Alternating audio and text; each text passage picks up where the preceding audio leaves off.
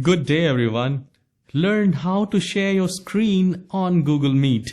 So I'll just quickly open the Google Meet, and you are actually doing the meeting and you want to show your screen, whether you want to share your particular browser. I'll just click on this. You need to look for this laptop sign. You need to click on that, and if you want to share Chrome tab, it's fine, you can select that.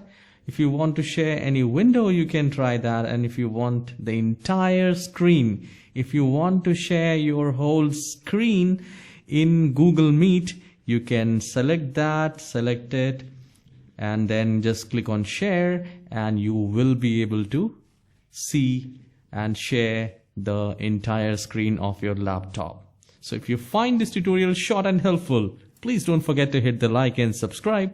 I'll see you in the next video. Have a wonderful day.